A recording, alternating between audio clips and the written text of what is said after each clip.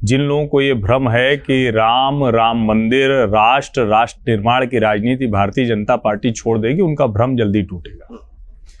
कांग्रेस की तरफ से भी मजाक बनाया जा रहा है, अयोध्या हार गए, नासिक हार गए, चित्रकूट हार गए, इलाहाबाद हार गए, बस्ती हार गए, ऐसे बताया जा रहा है। जब कार सेवकों पर मुलायम सिंह ने गोली चला दी थी तब भी भारतीय जनता पार्टी नहीं जीती। भारतीय जनता पार्टी उत्तर प्रदेश में 14 वर्ष वनवास काट चुकी है, राम को नहीं छोड़ा।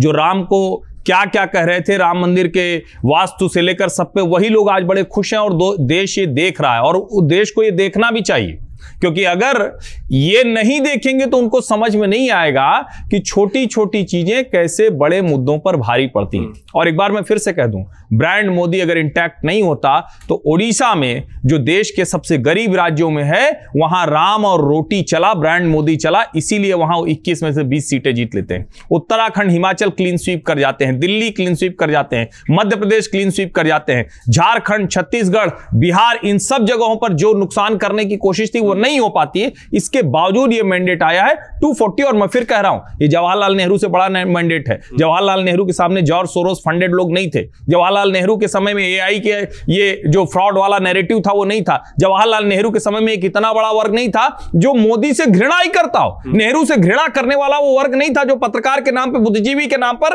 राम के विरोध तक उतरा, राम को जाने क्या क्या कहता रहा, वो सब नहीं था। और कभी भारतीय जनता पार्टी ने, सच बात यह है कि अगर राम को राजनीति में भुनाने का काम किया था तो राजीव गांधी ने किया था। और जो लोग कह रहे हैं 1984 का मैंडेट, 1984 का मैंडेट इंदिरा गांधी के शव पर वो मैंडेट था, वो मैंडेट कोई राजीव गांधी के लिए नहीं था। ये तीनों मैंडेट नरेंद्र मोदी के लिए हैं, तो इसलिए किसी भी देश के चुनाव से इसको कंपेयर नहीं किया जा सकता। और अब इसी से जोड़कर अगली बात, जो लोग कह रहे हैं मजबूत सरकार या मजबूर सरकार, वो सेंट्रल हॉल में दिख गया। नीतीश कुमार और चंद्रबाबू नायडू, उनकी प्राथमिकताएं अपने अपने राज्य हैं। वो ये सरकार उतनी ही मजबूत चलेगी जो 2014 और 19 की थी। जो लोग नहीं जानते हैं, यहां अभी मतलब और लोग बताएंगे, क्योंकि मुझसे वरिष्ठ कई लोग हैं। भारतीय जनता पार्टी में संगठन के तौर पर कोऑर्डिनेशन करना, गठबंधन की सरकारों के साथ सबसे यंगेस्ट जनरल सेक्रेटरी के तौर पर नरेंद्र मोदी वो काम कर चुके हैं। मुझे कहीं भ्रम नहीं दिखता है कि आने वाले समय में वो नंबर आपको और इंटैक्ट दिखेंगे। हां, one nation one election, UCC या इस तरह के जो एजेंडे हैं वो शायद अभी कुछ दिनों के लिए बैक बर्नर पर जाएंगे, लेकिन इकोनॉमिक रिफॉर्म, करप्शन के खिलाफ, जो करप्शन में है, और देखिए करप्शन का मुद्दा कितना शानदार चला।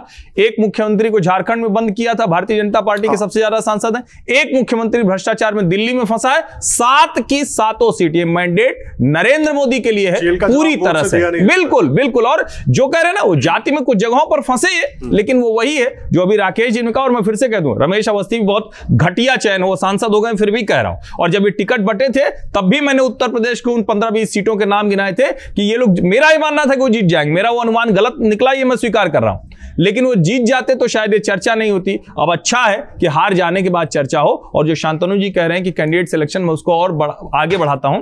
एक गड़बड़ होता है 3 सीट बिगाड़ता है। जोड़ लीजिए बलिया, घोसी, गाजीपुर, ऐसे ही आप अलग अलग सारी सीटें जोड़ते जाइए, तब आपको समझ आएगा। मैं फिर से कह रहा हूं, कोई मजबूर सरकार नहीं होगी, मजबूत सरकार होगी, अपने ही एजेंडे को और मजबूती से आगे बढ़ाए। अगर आप ये वीडियो YouTube पर देख रहे हैं तो हमारे चैनल को सब्सक्राइब करें और बेल आइकन को दबाना ना भूलें। अगर आप Facebook पर ये वीडियो देख रहे हैं तो हमारे पेज को लाइक करें।